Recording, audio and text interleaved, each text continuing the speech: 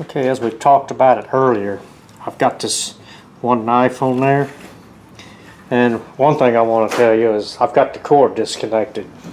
You really never ever want to deal with these things without unplugging it or making sure there's no power to it.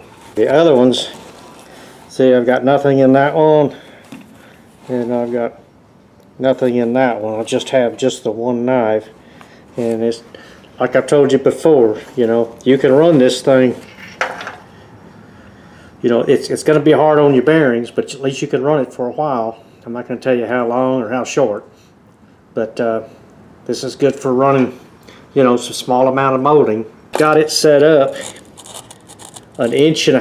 Well, really, I've got about 1 9/16 inches. That way I can fine-tune adjustment one way or the other.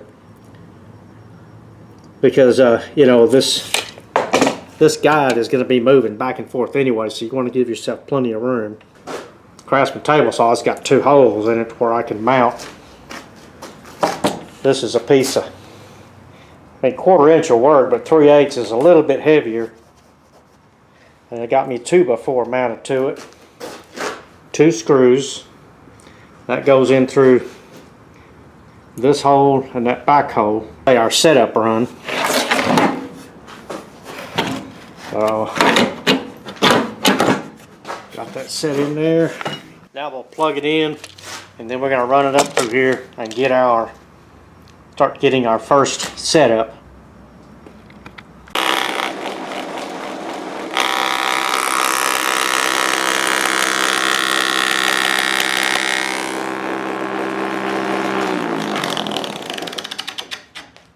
Okay, we got our first one set up. Now what I'm going to do is I'm going to run a short amount because we need to set up our in feed and out feed rollers, which these used to be my kids' skate wheels, and I use them. They're perfect for stuff like this. So we'll get a few inches and then we'll set them up because we want the same amount of pressure from beginning to end, so we don't get that wavy look in our molding.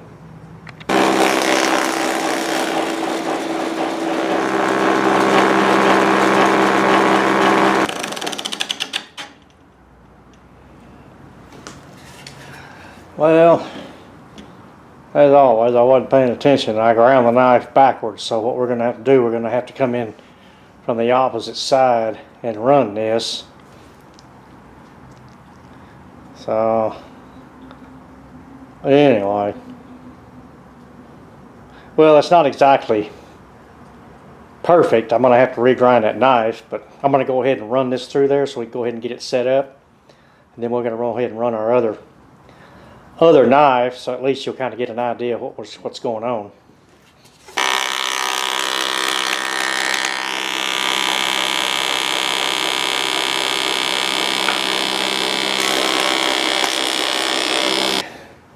Well, we're having to come in from the opposite way because I ground the knife backwards.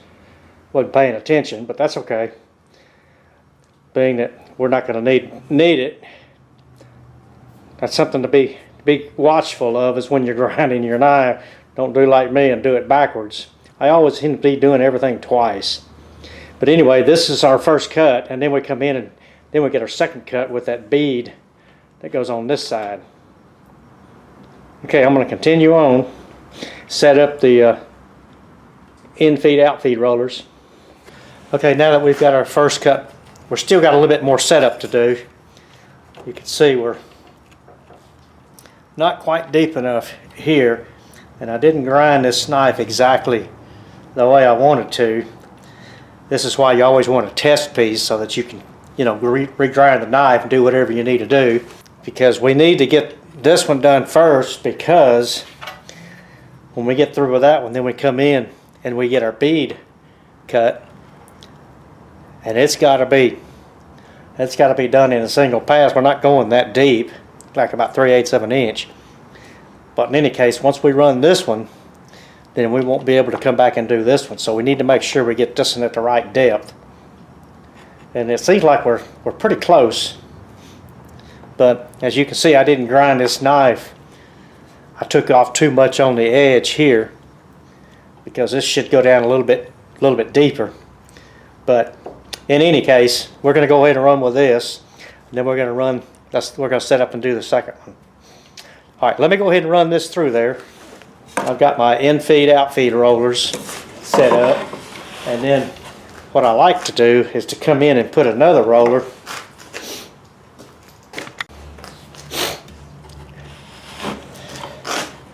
Okay, this keeps our stock against our deck, against our deck and against our side. And then we don't have that ripple effect as we got an in-feed, out-feed. And you don't want to use your hand pushing this through there, even though that blade is nowhere to be seen. You want to still get you some kind of a push stick of some kind. Don't ever trust anything with your hand. Okay, and then the next thing I'm going to do before I start running this first pass is I am going to do a second pass, because whenever you're making this kind of molding, you always want to have at least a piece or two extra. Because I don't know why it is, but with me I'm always short, either a foot or inches or whatever. And it's always nice to have an extra piece around, because it's just too much trouble to set up to run this stuff. Anyway, well, here we go with our first run through here.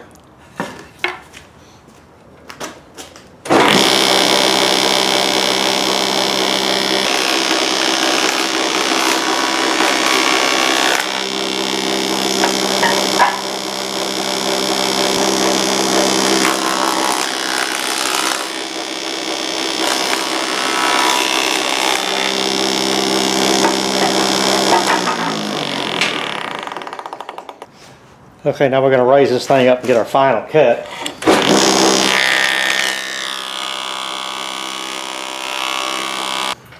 Yeah, looks like I'm a little too deep, so I need to kind of back it up a little bit.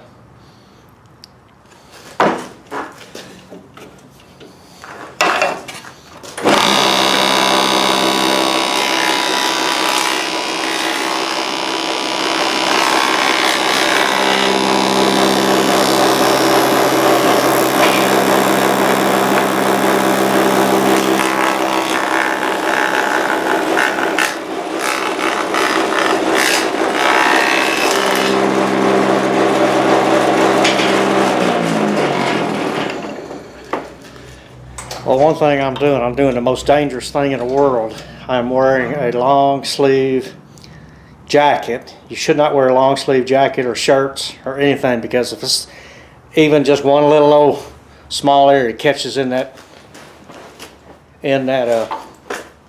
blade, it's not going to have any mercy on your arm. It's just going to yank it in there and cut it off. Okay. Let me check this one again. Okay, this looks really pretty good. I mean, like I said, it's not a perfect, but if I was, if this was a money-making job on a specific job that I needed to be perfect, I would just regrind a knife. And I know some of you have a lot more patience than I do about grinding knives. Anyway, okay, now we're going to set up and run our bead. This bead area. Now we're not going to get any of this. This is where hook on, when this molding goes up against a wall. If I get this right, there we go. See, if we get this molding up against a wall, you have this little void back there to where it's like a Christmas hook that goes on there. Then you have wires that come down and go to the back of a picture. Keeps from knocking holes in the wall with those picture hooks. But I'll show you this a little later. Just kind of give you an idea of what I'm going to do, because nobody uses them anymore. Well, I'm not going to say nobody. There's a few people that do. Okay, let's set up and do our other run. When you slide this thing in there, you want to make darn sure this thing bottoms out against your molding, because sometimes as you're taking it out, a piece of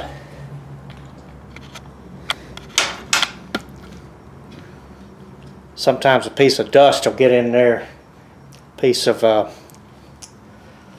not dust, splinter or something will get down there in the bottom, and this thing won't seat all the way. So you want to make darn sure this thing is cleaned out in the very bottom. So get you something that'll fit down in there, whether it be a paper clip or anything, and clean that out.